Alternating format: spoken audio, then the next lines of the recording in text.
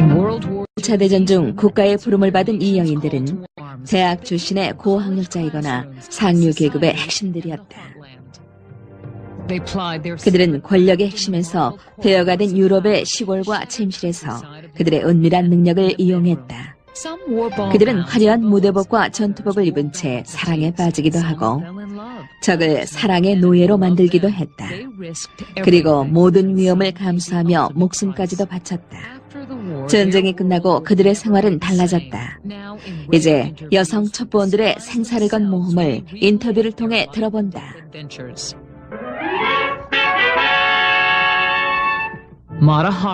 마타하리.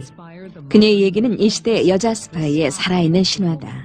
그녀는 문 남성들에게 자신의 매력을 유감없이 발휘해 군사 기밀을 빼냈다. She knew that she was very attractive and she knew that she had a certain power over men and she knew that she could use that. 후에 마타하리로 알려진 마가린 맥클라우드는 욕구 불만으로 가득 찬 네덜란드의 주부였다. 1904년 그녀는 불행한 결혼 생활을 접고 파리로 왔다. 파리에서 그녀는 나이트클럽 무희로 일했다. 직접 만든 가명 마타하리는 새벽의 눈이라는 말레이 말이다. 그녀의 스트립쇼는 대성공을 거뒀고 그녀의 춤 이스턴 댄스는 유행하기 시작했다. 수입은 많았지만 지출은 그 이상이었다. 그래서 그녀는 부수입을 올리기 위해 말춘을 시작했다. 1차 대전이 터지자 독일 정보국 장성들이 그에게 접근해왔다. 그들은 프랑스군을 염탐해주면 돈을 지불하겠다고 제의했고 그녀는 동의했다. That she had slept with men like the French Minister of War. You know, she had slept with diplomats, she had slept with politicians, and she slept with a number of military men. And I don't think it was so much that the Germans thought that, you know, she was going to give them information about movements on the Western Front. But the important thing that she could convey was a sense of what a man was like under pressure, or what a man was like in his private life. 1916년 8월 마타하리는 7명의 연합군 장교와 잠자리를 했다. 하지만 독일에 보고된 중요한 정보는 없었다. 한 달 후 마타하리는 다시 프랑스 첩보원 행세를 했고 마드리드로 보내져 그곳에서 독일군 첩보단장을 유혹했다. 그 후 독일은 마타하리의 소속에 의심을 품기 시작했고 나중엔 함정까지 만들었다. The Germans were very angry with her because she'd accepted a lot of money from them but hadn't done anything. And so he thought, well, it's time that we get rid of her. So he sends a telegram to Berlin in a code that he knows that the French has already cracked. And of course, what do the French do? But they interpret the telegram. 그 정보는 마타하리를 프랑스에서 활동하는 독일 첩보원으로 만들었고 프랑스 보스를 만나기 위해 파리로 왔을 때 그녀는 반역죄로 체포되어 사형이 집행됐다. 비록 마타하리의 임무는 전쟁에 아무런 영향도 주지 못했지만 그녀의 얘기는 그녀의 행방이 묘연해짐과 동시에 전설이 되었다. 재영대 앞에 선 그녀가 코트를 벗어 몸매를 드러내자 소총병 모두 넋을 잃어 그 틈에 그녀가 도망갔다는 소문도 있었다. I think that there was some desire to have Matahari live on because of the kind of person that she was and because of the kind of spirit that she embodied. 그레타 가르보가 주연한 것을 포함해서 마타하리의 무용담을 그린 영화는 지금까지 만들어진 다른 첩보원들의 영화와는 다르게 그녀의 신화를 더욱 빛나게 했다.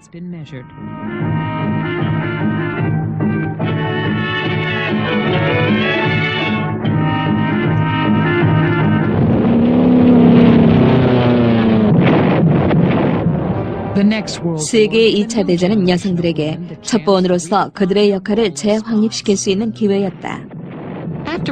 진주만 공격 후 루즈벨트는 1차 대전 영웅이었던 그의 친구 빌 도노반에게 미국 최초의 첩보국을 만들 것을 명령했다. If Hitler wins, our trade, our standard of living, our concept of human life would all be placed in jeopardy.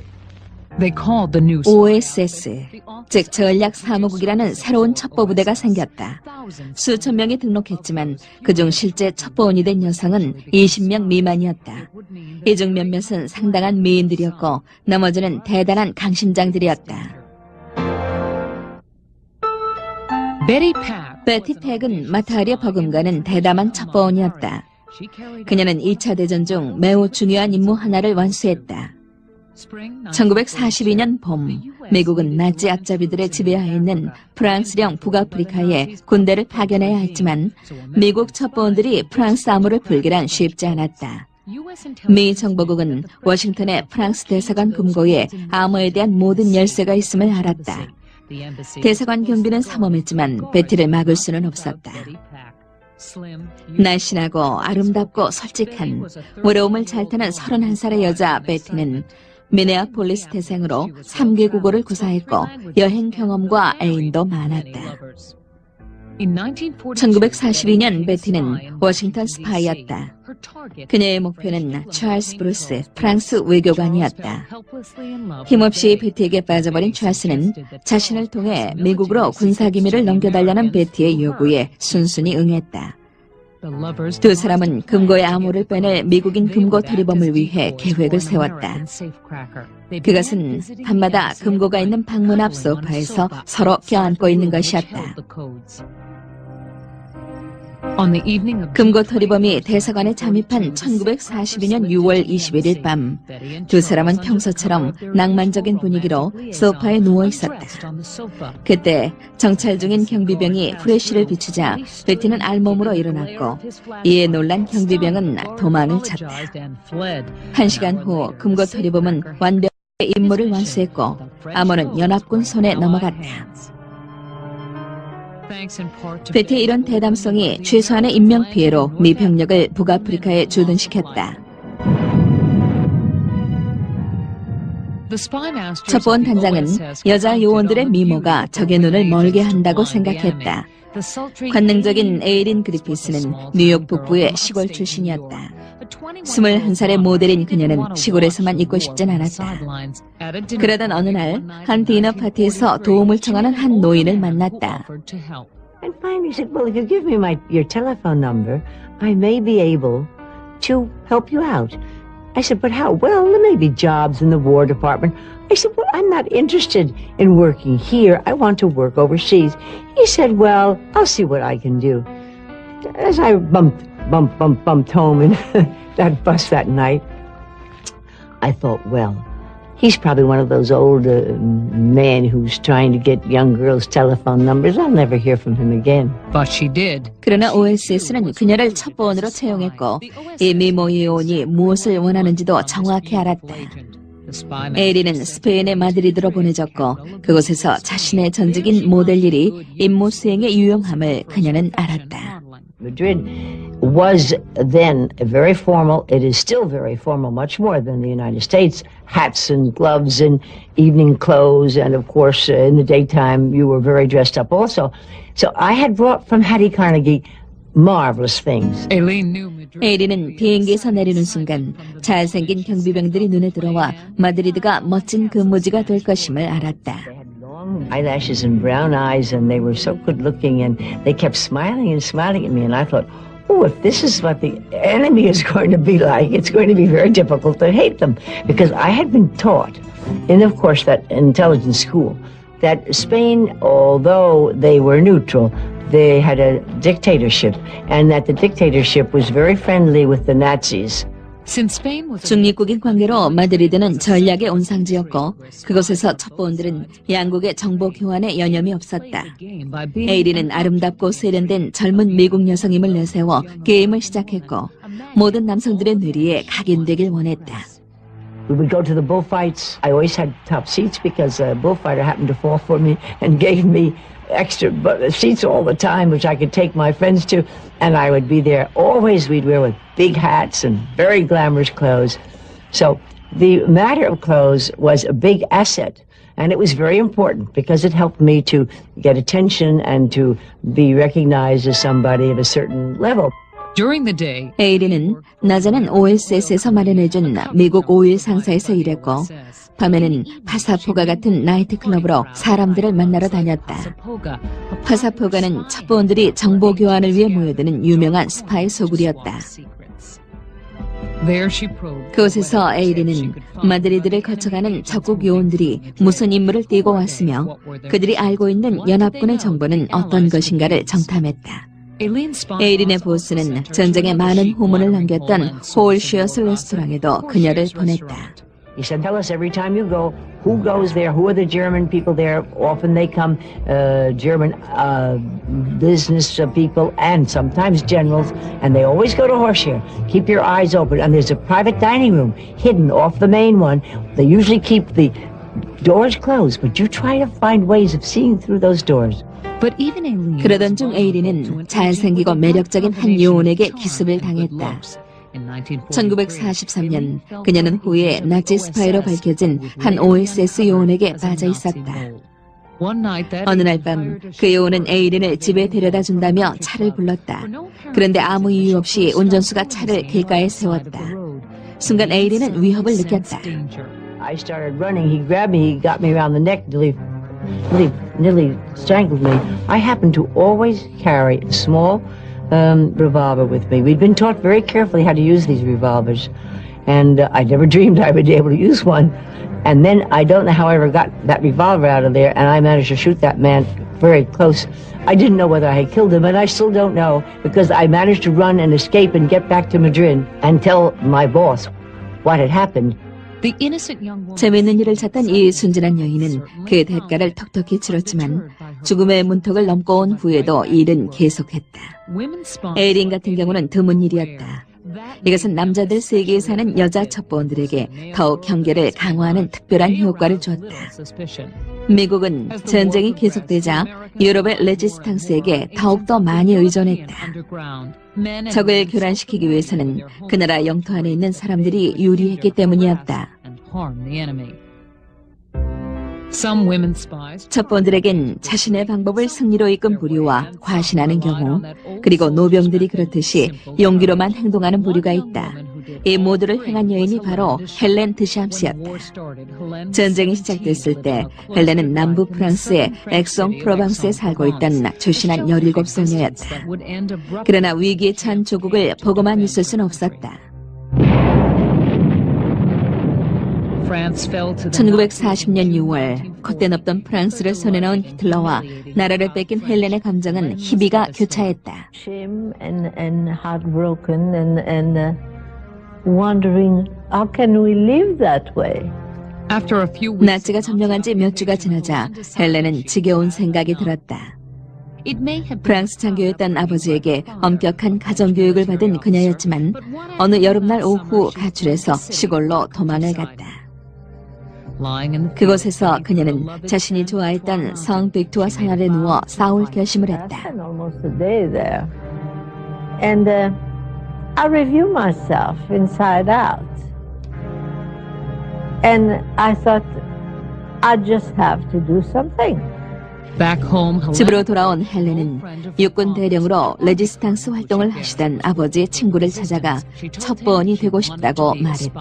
He said, well, first of all, you're a girl, and you better go back to your studies. And that's when I got mad, and I said, study for what? To have the German tell me to do this or to do that, to command me, and to be just like a puppet. What is the use? 헬렌은 뜻을 이뤄 어린 소녀로서는 처음으로 레지스탕스로 활동하게 됐다. 그녀의 임무는 요원들 간의 서신 전달이었다. 그러나 한 가지 어려움이 있었다. 자신의 일에 대해 어머니께는 말씀드리지 않은 까닭에 조신한 소녀의 행동이라고는 볼 수 없는 장기간 집을 비우는 것에 대해 설명할 길이 없었다. Mother thought that I had turned into a party girl, if you want, or whatever it was. 하지만 동생 제키는 헬렌이 레지스탕스인 것을 눈치채고 자신도 첩보원이 될 것을 결심해 요원이 됐다. 그리하여 두 사람은 지하에서도 주파수가 잡히도록 고안된 독일 트럭에 폭탄을 장치하는 임무를 함께 수행했다. We lit the cord and the truck blew up. So Jackie was always so full of life. She jumped on what was left of the car, part of the car. She jumped on top and she's standing, she said, we made it. 전쟁은 계속됐고 레지스탕스가 여러 요인으로 인해 와해되자 프랑스가 자국의 대의 명분을 잃어버렸다고 생각한 헬렌은 미국 OSS에 가입했다. 헬렌과 체키 같은 요원들에게서 미국이 얻고자 한 것은 프랑스에 있는 독일군의 위치와 병력 정도 같은 군사 정보였다. OSS를 위해 헬렌과 제키는 자전거를 타고 시골을 돌며 군 수송기관의 위치를 알아냈다. 그들의 보스는 낙하산으로 프랑스에 투입된 OSS 요원이었다. 보스에 대해 아는 것은 패티진이라는 암호명뿐이었다. 1944년 1월 헬렌은 두 미국인 조종사를 프랑스에서 탈출시키라는 지령을 받았다. 그들은 레지스탕스가 구출한 보상병들이었다. 헬렌은 농부로 위장한 두 미국인 조종사와 스페인 국경행 기차를 탔다.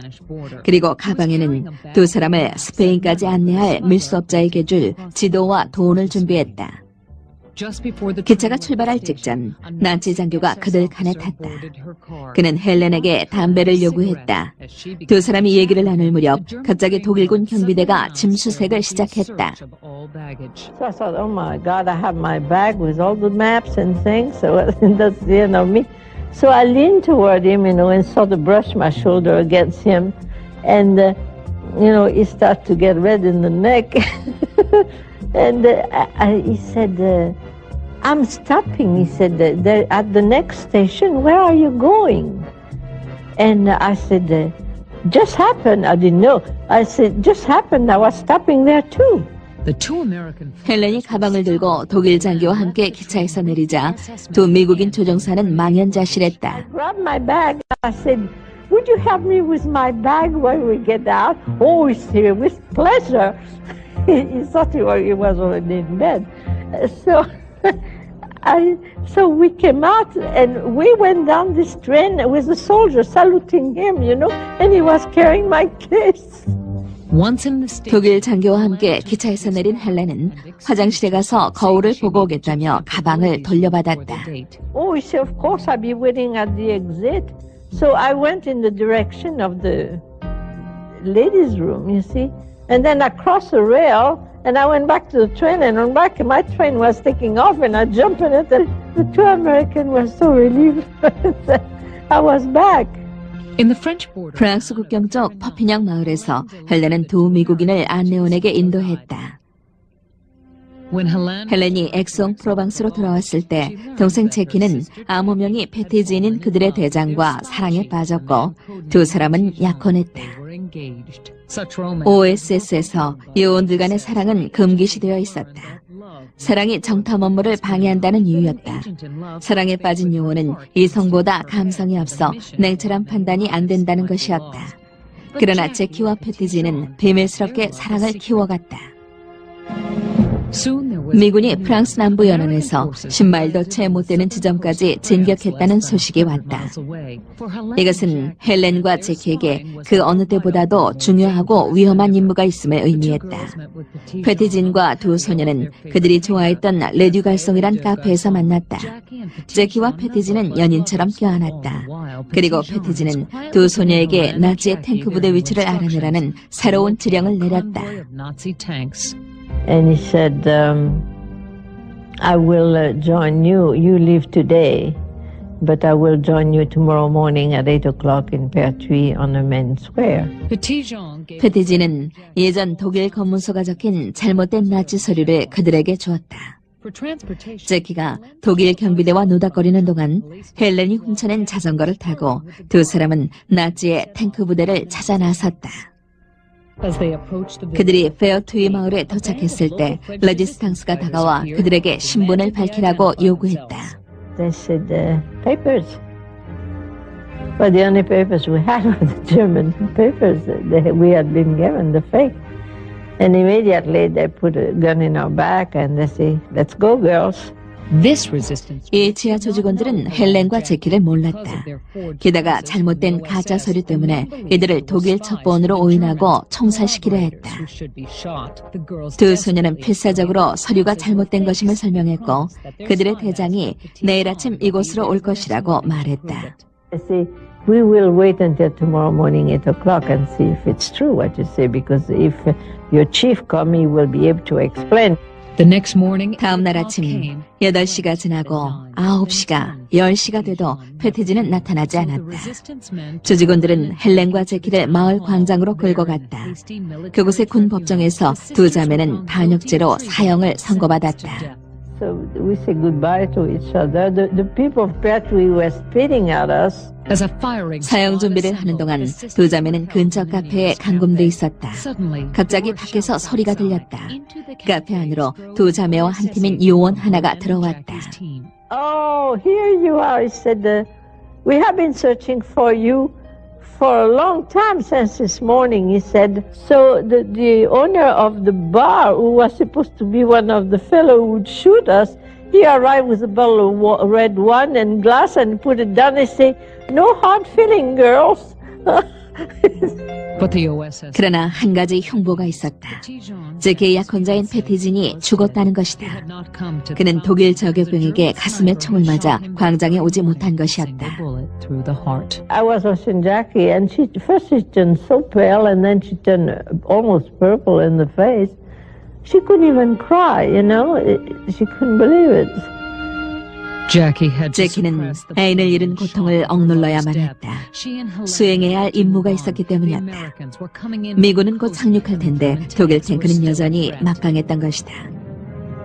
그날 밤 그들은 독일 탱크 기지를 알아냈다. 그리고 이를 즉시 미군에게 보고하기 위해 차를 잡아탔다. 무사히 독일군 막사 경계선을 넘어서고 있었다. 그런데 갑자기 길 옆에서 기관총 소리가 요란하게 들렸다. And I heard Jackie cry, I'm hit. So I was touching her head in the back and talk like you talk to a child, you know, and say, oh, it's going to be all right, don't worry. The driver stopped the car, and I turned around, and it was a moonlight, but now very bright. And I turned to tell Jackie, now, I said, darling, we are safe now. There is no problem. And I look at her, and her eyes were open, and she was dead. I could see it. She was dead. 가슴을 관통한 총 한 방에 제키는 유명을 달리했다. 애인이 죽은 지 채 하루도 못돼 애인과 같은 길을 간 것이다. 그녀의 나이 겨우 20살이었다. 헬렌은 한 농부에게 언덕 위에 있는 레이한 마을에 소식을 전해달라고 했다. 그리고 농가에서 가져온 이불로 제키를 감싸서 들꽃이 흐드러지게 핀 길가에 묻었다. 마을 조직원 대장이 짧은 경의를 표했다. Jackie, girl of France, you gave your life, your courage, and your hopes to your country. Thank you for us. Thank you. And that was it. Then I had to keep on going, finish the mission. 하나뿐인 동생의 죽음을 슬퍼할 시간도 없이 헬렌은 미국 요원들에게 독일 탱크에 대한 중대한 정보를 알렸다. 그리고 더 많은 임무가 주어졌다. 미군과 함께 프랑스에 상륙한 미 첩보 작전의 리더는 헨리 하이드라는 사람이었다. 헬렌은 1년간 그의 명령을 수행했지만 그를 만난 적은 없었다. I always thought he was a man of a certain age and so the bald and so the fat, you know. And here comes this terribly handsome man in his early 30s, so sure of himself and manly, so brilliant. 두 사람은 친구가 됐다. 헨리는 더 많은 정보를 얻기 위해 헬렌을 적진으로 보냈다. 그러나 가끔씩 즐거운 시간도 있었다. 두 사람을 포함해 다른 몇몇 동료들과 함께 독일군 주례가 묻힌 리비에라 해안에서 대담하게 즐긴 수영이 그것이었다. They start to take their pants off and they wear, you know, the army khaki short, you know, those baggy sort of thing. So I say, how about me? I have nothing. So Henry went to the jeep and he took some parachute silk that he had in the glove compartment or whatever. He said, make yourself a bathing suit. So I went into the little woods there, and I tore the silk, and I put a piece, and I wrapped myself on top like this. and to make a bra, and then I made sort of diaper, like for babies.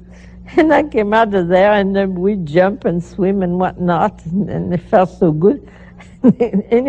Mine anywhere could have blown up right there in our face, But in those days, you believe much in fate.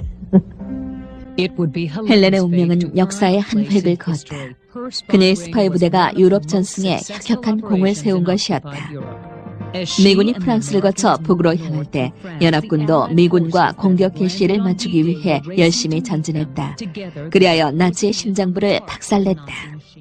그는 2차 대전 중에 많은 주요 전투에 투입됐다. 그리고 대부분 중요한 임무를 맡았다. 1944년 6월 6일 연합군의 공격은 종전의 서막이었다. 노르망디 상륙으로 연합군은 유럽에서의 교두보를 마련했고 상륙이 성공한 이면에는 버지니아 홀이란 여인의 도움이 있었다. 버지니아는 필라델피아의 명문가 출신으로 레드클리프 대학을 다녔다. 독일이 프랑스를 침략한 후 그녀는 뉴욕 포스트지 해외 통신원으로 일하며 영국을 위해 나치로부터 도망치려는 이들을 위한 은신처를 제공하기 시작했다. 이것은 수렵 사고로 오른쪽 다리를 잃은 버지니아에겐 특히 의미 있는 이중 생활이었다. 그녀는 나무다리를 하고 커트버트란 첩보대장 밑에서 일했다. 그녀가 사고를 당할 무렵 연합군은 특별 공수작전으로 고지를 탈환했다. 프랑스 게슈타포 대장 크라우스 바비는 그녀를 주시하고 체포하려고 했다. 버지니아는 30마일을 걸어서 피레네 산맥을 넘어 스페인으로 도망갔다. 그리고 다시 런던으로 가서 OSS 사령관인 빌 도노반에게 이를 보고했다. 그 후에 프랑스로 파견된 버지니아는 종종 양치기로 위장하고 자전거를 타고 다니며 파괴할 목표물을 찾았다. 그녀는 혼자서 수천 명의 프랑스군 게릴라를 진두지휘했다. 이것은 여자 첩보원으로서 더 없는 위협이었다. 그리고 공격 개시일 노르망디로 향하는 독일 호위대에 폭탄을 장치하는 중요한 역할을 했다. 버지니아 같은 첩보원들의 도움으로 연합군은 마침내 나치를 물리칠 수 있었다. 2차 대전 종전이 임박했을 때 세계 곳곳에는 첩보원으로 일하는 많은 여인들이 있었다. 그중 체코슬로바키아의 연합군 생존병을 구해낸 한 여인이 있었다. 1944년 늦은 여름 30명의 연합군 첩보원들이 체코의 산악지역에 침투했다. 그들의 임무는 체코의 반나치 폭동을 돕는 것이었다. 폭동은 실패했고 가을쯤 연합군 첩보부대는 독일군에게 발각됐다. 겨울이 올 무렵 30명의 첩보원들은 산으로 도망쳤다. 안내자는 전직 선생님이었던 21살의 마리아 그로비치였다. 독일군은 맹추격을 했고 날씨는 점점 추워졌다. More and more, rain turned into snow. About every few days, somebody was captured. 때때로 연합군은 그들에게 식량과 의복을 공중 투하했다. 점점 날씨가 추워져서 그래야만 했다. 낯설고 험한 땅에서 적에게 쫓기고 있는 첩보원들에게 마리아는 수호 천사와 같았다. They were guys that I liked, would have loved to love them.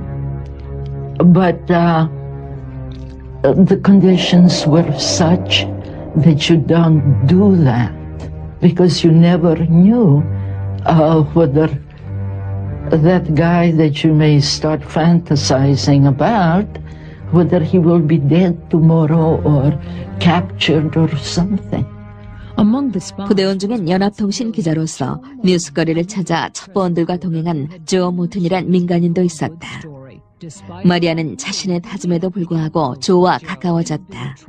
전쟁과 추위라는 혹독한 시련 속에서 사랑하는 사람을 만난 것이다. 게다가 조는 동상에 걸린 그녀의 발을 치료해준 생명의 은인이기도 했다. 크리스마스 며칠 전 첩보원들은 폐허가 된 한 오두막에 숨어 있었다. I left Christmas Day afternoon and Joe Morton came and he hugged me and we will see each other again. 마리아와 3명의 부대원들은 공중 투하된 식량과 의복을 가지러 갔다. 그들이 돌아왔을 때 오두막은 나치에게 포위당해 있었다. 마을 사람 1명이 연합군을 밀고 했던 것이다. 그래서 마리아와 그 일행은 다시 산속으로 도망쳤다. 주 모튼과 15명의 요원들은 오스트리아의 마테슨 포로 수용소로 끌려가서 심한 고문을 받았다. 그러나 마리아는 조 걱정만 하고 있을 수는 없었다. 한 달 동안 가슴까지 쌓인 논밭에서 3명의 연합군을 돌보는 일이 더 급했기 때문이었다. 1945년 1월 24일 그들은 동쪽에서 진군하고 있는 러시아군에게 구조됐다. 바로 그 다음 날 조와 15명의 첩보원들은 처형됐다. 마리아가 이 소식을 들은 것은 2년 뒤였다. I have the description what they did to them. And it's very, very disturbing. 첩보원들에게 도사리고 있는 가장 큰 위험 중의 하나는 배신이다. 그것은 전쟁의 감시망을 피해 다니던 한 여성의 인생에 치명타를 입혔다. 암호명이 마담 이반인 21살의 벨기에 소녀는 노동자들에게 독일 열차를 폭발시킬 폭탄을 제공했다. It's the patriotism. The love of your country and the hatred for the enemy, and you want to kick them out, and you want to free your country, and I wanted to play a part in that. 그녀는 또한 자신의 아파트를 총상 입은 연합군들의 은신처로 제공하고 음식과 돈이 떨어지면 어머니의 보석까지 내다 팔면서 부상당한 연합군들을 돌봤다. 젊고 아름답다는 것은 장전된 총을 요원들에게 운반할 때와 같은 위급한 상황에서 그녀를 구해주었다. 무기 운반은 독일군에게 발각되는 즉시 처형감이었다. So I'm ready to leave, wondering how I'm going to carry it the safest way, and finally decided to put it in a pocket of my short coat. I checked, looked, and it were big oversized pockets, looked in it, looked in the mirror, there was no bulge, looked all right. So off I went on my bicycle. And arriving at one of the crosses of the big avenues, all the traffic was blocked. And there was a search party by the Gestapo.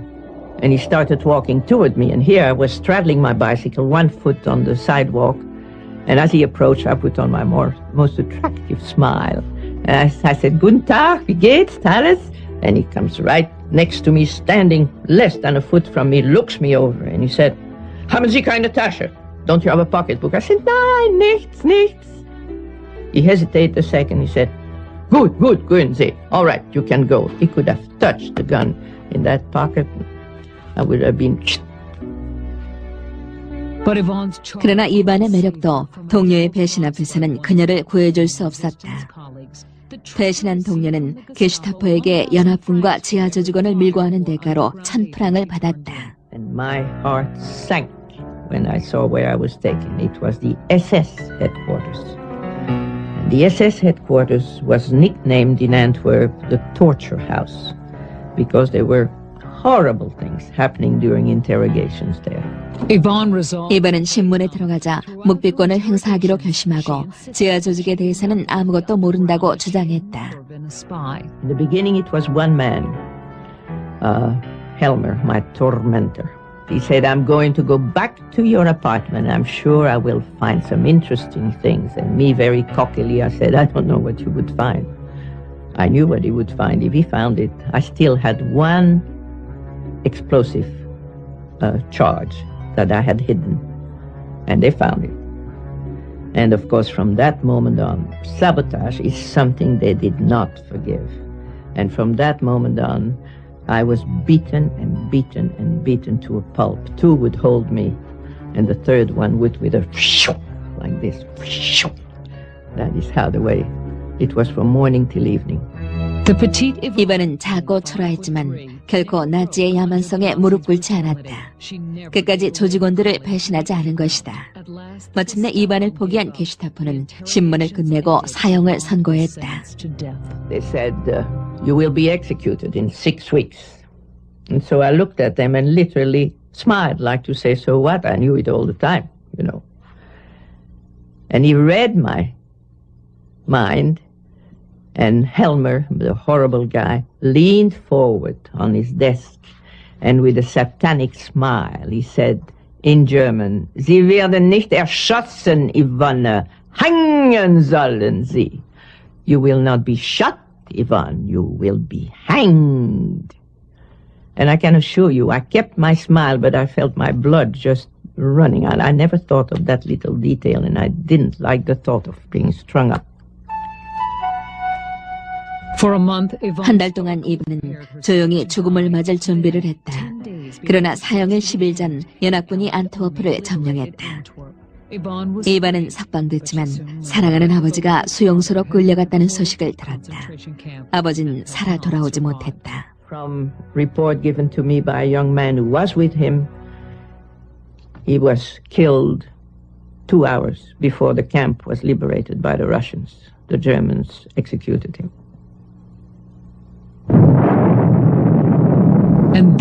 그 후 전쟁은 갑자기 끝나버렸다.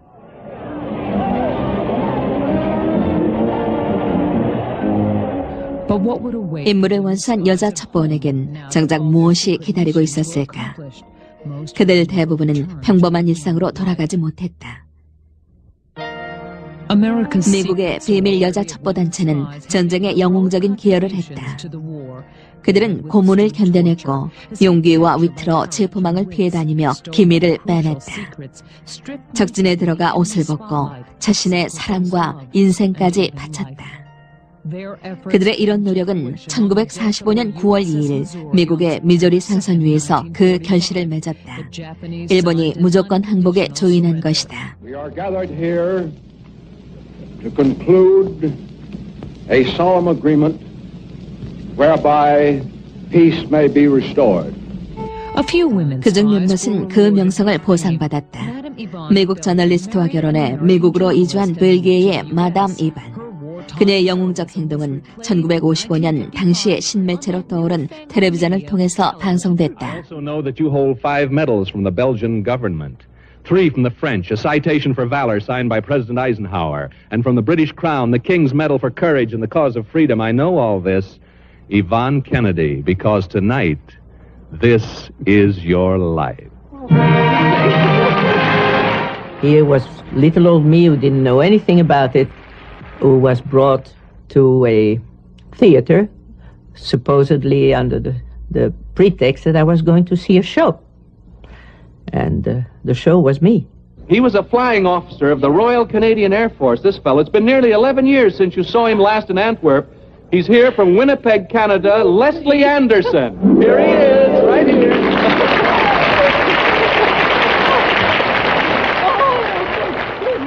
I'll never get over it. It was such a warm feeling and such a thing of being part of the USA. You know, it was magnificent. 마타하리 전술로 프랑스 암호를 빼내 연합군의 북아프리카 주둔을 도운 베티 팩은 전쟁이 끝나자 은퇴하고 자신이 유혹한 프랑스 외교관 찰스 브루스와 결혼했다. 그리고 피레네 산맥에 있는 중세풍의 대저택에 그들의 보금자리를 만들었다. 몇 년 후 한 친구가 베티에게 임무 수행에 몸을 이용한 것이 창피하지 않느냐고 묻자 베티는 전혀 그렇지 않다며 전쟁은 점잖으면 진다고 말했다. 그녀는 63년 암으로 세상을 떠났다. 프랑스의 다리들을 폭파한 외나무 다리 첩보원 버지니아 호울은 전쟁이 끝나고 사업을 하다가 1945년 해체된 OSS의 뜻을 이은 첩보기관인 CIA에 합류했다. 여론의 조명을 피한 버지니아는 트루만 대통령이 무공훈장을 수여하려 할 때도 식장에서 사라져버려 개인적으로 메달만 받았다. 그녀는 82년 세상을 떠났다. 에이린 그리피스는 첩보 활동을 통해 상류 사회로 진출했다. 뉴욕의 모델 출신으로 마드리드에서 OSS를 위해 적들을 유혹하던 에이린 그리피스는 전후에도 스페인에 머물렀다. 그녀는 로마노 니스가의 백작과 결혼해서 제키 오나시스와 에바 가드너 같은 상류층과 사귀며 화려한 생활을 했다. 1987년 에이린은 자신의 전쟁 경험을 바탕으로 첩보원은 빨간 옷을 입었다란 소설을 출간해 베스트셀러 작가가 됐다. 그 후로도 계속 첩보 소설을 썼다. I continue to be very busy. I have 13 grandchildren. 3 sons have given me 13 grandchildren. I have a big ranch. I have a home in Madrid. I'm on the board of several companies. I am always trying to write other books. I have 1 or 2 right now in my computer, and my happiest moment is that. 에일린의 소설이 베스트셀러가 된 이유는 그 소재가 첩보라는 데 있다. 한 채의 실수도 용납하지 않았던 야멸찬 세계에 당당히 맞섰던 사람들. 그들의 눈짓과 미소와 짧은 포옹은 수천의 생명을 구했다. 자신의 품 안에서 동생의 죽음을 맞았던 헬렌은 미국 장교와 결혼해 미국으로 건너왔다. 1950년 남편이 자신과 어린 딸을 남기고 세상을 뜨자 그녀는 공장에서 막일을 하며 생계를 꾸려가다 선생님이 되었다. 그러나 적진을 향해 내달렸던 그녀의 반쪽은 여전히 프로방스 언덕 위에 남겨두었다. My life was the war. This is the only thing I was living with. And I kept on living that way. I never remarried. I raised my daughter, and I think rather well. I'm very proud of her. But as a life for myself, I never had a normal life. 헬렌은 동생 제키의 무덤이 있는 프랑스로 가서 그녀의 무덤에 헌화했다. 헬렌이 동생을 묻었던 그곳에는 어린 소녀의 희생을 기리는 기념비가 세워졌고 프랑스 정부는 이를 애국지사 묘역으로 분리했다. 제키가 죽은 지 50년 후 헬렌은 용기라는 자신의 유산을 물려주기 위해 스파이 글래스라는 회고록을 출간했다. I live my life to its fullest, savoring each moment, never knowing if my future offered a reprise or if I would be one of the lucky survivors. 중대한 첩보 임무를 수행했던 많은 여인들은 잊혀졌다. 귀국 퍼레이드도 없었다. 그리고 이젠 엄마이자 주부로 그리 위험하지 않은 일에 오랜 시간 종사했다. 단지 이들에겐 개인적인 큰 손실과 아픔만 있었을 뿐이다. 애인과 동생과 아버지와 가족. 그러나 그들의 용기는 여전히 살아있고 조국을 위해 자신의 모든 것을 바쳤던 그들의 이야기면 좋겠다. 공포와 슬픔의 기억은 여전하지만 후회는 없다. 그리고 자신들이 기대 이상으로 임무를 완수했다는데 자부심을 느낀다. 일에서 오는 엄청난 스릴도 맛봤고 인간의 역사 한가운데 희미한 불 하나도 켰다. 첩보는 그들 삶의 가장 큰 모험이었다.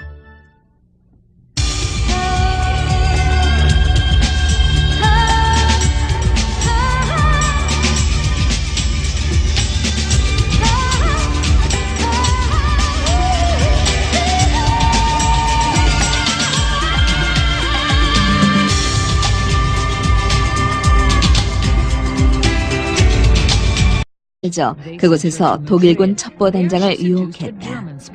그 후 독일은 마타하리의 소속에 의심을 품기 시작했고 나중엔 함정까지 만들었다. The Germans were very angry with her because she'd accepted a lot of money from them but hadn't done anything. And so he thought, well, it's time that we get rid of her. So he sends a telegram to Berlin in a code that he knows that the French has already cracked. And of course, what do the French do? But they interpret the telegram. 그 정보는 마타하리를 프랑스에서 활동하는 독일 첩보원으로 만들었고 프랑스 보스를 만나기 위해 파리로 왔을 때 그녀는 반역죄로 체포되어 사형이 집행됐다. 비록 마타하리의 임무는 전쟁에 아무런 영향도 주지 못했지만 그녀의 얘기는 그녀의 행방이 묘연해짐과 동시에 전설이 되었다. 재앙대 앞에 선 그녀가 코트를 벗어 몸매를 드러내자 소총병 모두 넋을 잃어 그 틈에 그녀가 도망갔다는 소문도 있었다. I think that there was some desire to have Mata-Hari live on because of the kind of person that she was and because of the kind of spirit that she embodied. 그레타 가르보가 주연한 것을 포함해서 마타하리의 무용담을 그린 영화는 지금까지 만들어진 다른 첩보원들의 영화와는 다르게 그녀의 신화를 더욱 빛나게 했다.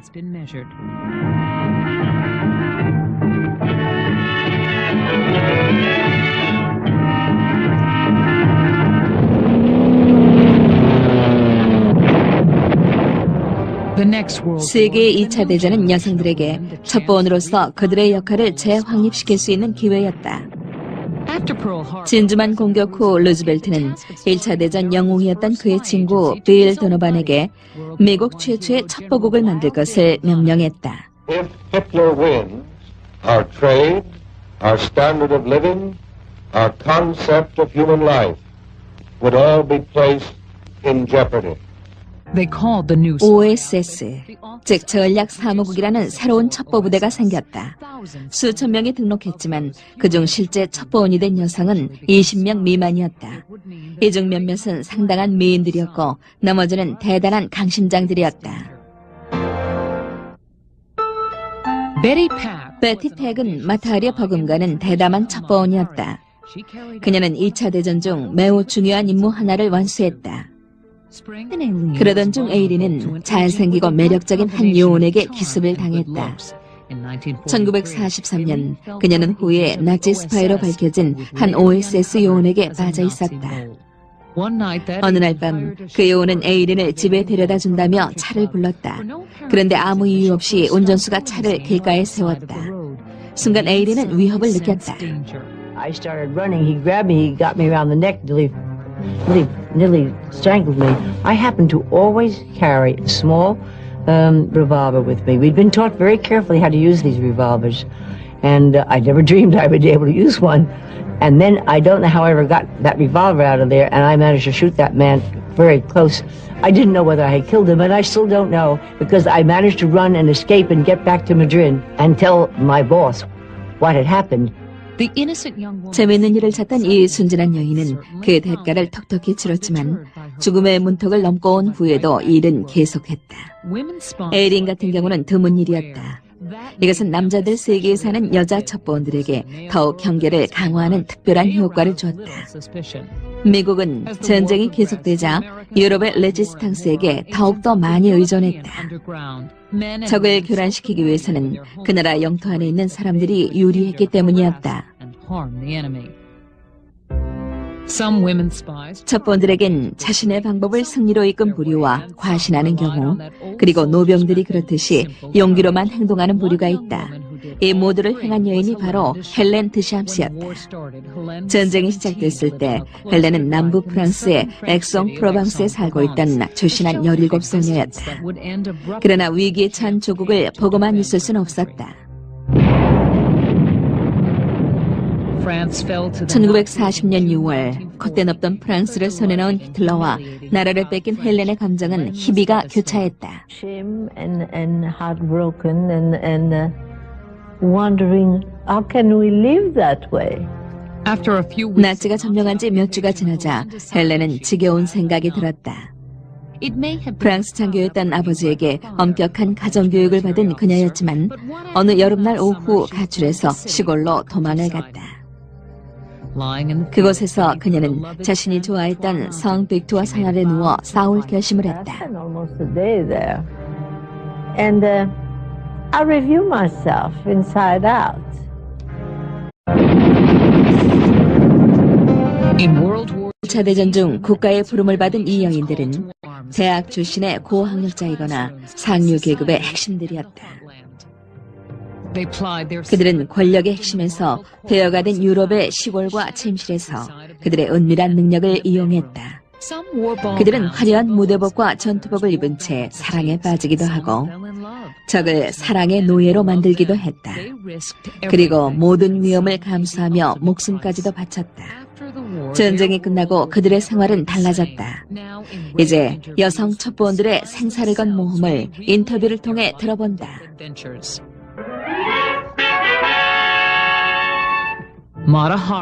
마타하리. 그녀의 얘기는 이 시대 여자 스파이의 살아있는 신화다. 그녀는 문 남성들에게 자신의 매력을 유감없이 발휘해 군사 기밀을 빼냈다. She knew that she was very attractive and she knew that she had a certain power over men. And she knew that she could use that. 후에 마타하리로 알려진 마가린 미클라우드는 욕구 불만으로 가득 찬 네덜란드의 주부였다. 1904년 그녀는 불행한 결혼 생활을 접고 파리로 왔다. 파리에서 그녀는 나이트클럽 무희로 일했다. 직접 만든 가명 마타리는 새벽의 눈이라는 말레이 말이다. 그녀의 스트립쇼는 대성공을 거뒀고 그녀의 춤 이스턴 댄스는 유행하기 시작했다. 수입은 많았지만 지출은 그 이상이었다. 그래서 그녀는 부수입을 올리기 위해 말춘을 시작했다. 1차 대전이 터지자 독일 정보국 장성들이 그에게 접근해왔다. 그들은 프랑스군을 염탐해주면 돈을 지불하겠다고 제의했고 그녀는 동의했다. That she had slept with men like the French Minister of War. You know, she had slept with diplomats, she had slept with politicians, and she slept with a number of military men. And I don't think it was so much that the Germans thought that, you know, she was going to give them information about movements on the Western Front. But the important thing that she could convey was a sense of what a man was like under pressure, or what a man was like in his private life. 1916년 8월 마타리는 7명의 연합군 장교와 잠자리를 했다. 하지만 독일에 보고된 중요한 정보는 없었다. 한 달 후 마타리는 다시 프랑스 첩보원 행세를 했고 마드리드로 보낸 1942년 봄 미국은 나치 앞잡이들의 지배하에 있는 프랑스령 북아프리카에 군대를 파견해야 했지만 미국 첩보원들이 프랑스 암호를 풀기란 쉽지 않았다. 미 정보국은 워싱턴의 프랑스 대사관 금고에 암호에 대한 모든 열쇠가 있음을 알았다. 대사관 경비는 삼엄했지만 베티를 막을 수는 없었다. 날씬하고 아름답고 솔직한 외로움을 잘 타는 31살의 여자 베티는 미네아폴리스 태생으로 3개 국어를 구사했고 여행 경험과 애인도 많았다. 1942년 베티는 워싱턴 스파이였다. 그녀의 목표는 찰스 브루스 프랑스 외교관이었다. 힘없이 베티에게 빠져버린 찰스는 자신을 통해 미국으로 군사기밀을 넘겨달라는 베티의 요구에 순순히 응했다. 두 사람은 금고의 암호를 빼낼 미국인 금고 탈의범을 위해 계획을 세웠다. 그것은 밤마다 금고가 있는 방문 앞 소파에서 서로 껴안고 있는 것이었다. 금고 탈의범이 대사관에 잠입한 1942년 6월 21일 밤, 두 사람은 평소처럼 낭만적인 분위기로 소파에 누워 있었다. 그때 정찰 중인 경비병이 후레쉬를 비추자 베티는 알몸으로 일어났고 이에 놀란 경비병은 도망을 쳤다. 1시간 후 금고 탈의범은 완벽하게 임무를 완수했고 암호는 연합군 손에 넘어갔다. 베티의 이런 대담성이 최소한의 인명피해로 미 병력을 북아프리카에 주둔시켰다. 첩보원 단장은 여자 요원들의 미모가 적의 눈을 멀게 한다고 생각했다. 관능적인 에이린 그리피스는 뉴욕 북부의 시골 출신이었다. 21살의 모델인 그녀는 시골에서만 있고 싶진 않았다. 그러던 어느 날 한 디너 파티에서 도움을 청하는 한 노인을 만났다. And finally said, well, if you give me your telephone number, I may be able to help you out. I said, but how? Well, there may be jobs in the War Department.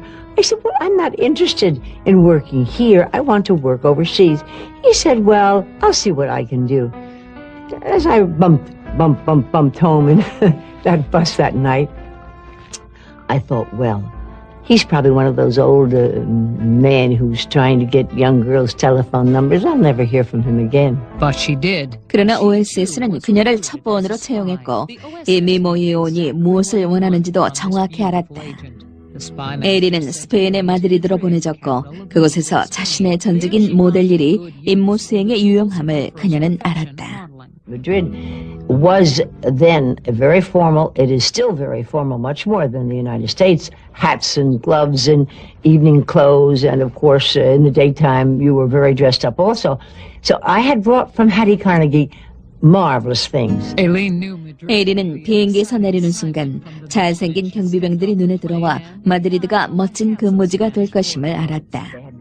Eyelashes and brown eyes, and they were so good looking, and they kept smiling and smiling at me, and I thought, oh, if this is what the enemy is going to be like, it's going to be very difficult to hate them, because I had been taught, in of course that intelligence school, that Spain, although they were neutral, they had a dictatorship, and that the dictatorship was very friendly with the Nazis, 중립국인 관계로 마드리드는 전략의 온상지였고 그곳에서 첩보원들은 양국의 정보 교환에 여념이 없었다. 에이리는 아름답고 세련된 젊은 미국 여성임을 내세워 게임을 시작했고 모든 남성들의 뇌리에 각인되길 원했다. We would go to the bullfights. I always had top seats because a bullfighter happened to fall for me and gave me extra seats all the time, which I could take my friends to, and I would be there. Always we'd wear with big hats and very glamorous clothes. So the matter of clothes was a big asset, and it was very important because it helped me to get attention and to be recognized as somebody of a certain level. 에이리는 낮에는 OSS에서 마련해준 미국 5일 상사에서 일했고 밤에는 파사포가 같은 나이트클럽으로 사람들을 만나러 다녔다. 파사포가는 첩보원들이 정보 교환을 위해 모여드는 유명한 스파이 소굴이었다. 그곳에서 에이리는 마드리드를 거쳐가는 적국 요원들이 무슨 임무를 띠고 왔으며 그들이 알고 있는 연합군의 정보는 어떤 것인가를 정탐했다. 에이린의 보스는 전쟁에 많은 후문을 남겼던 홀시어스 레스토랑에도 그녀를 보냈다. He said, tell us every time you go, who goes there, who are the German people there. Often they come, German business people and sometimes generals, and they always go to Horseshoe. Keep your eyes open. And there's a private dining room hidden off the main one. They usually keep the doors closed, but you try to find ways of seeing through those doors.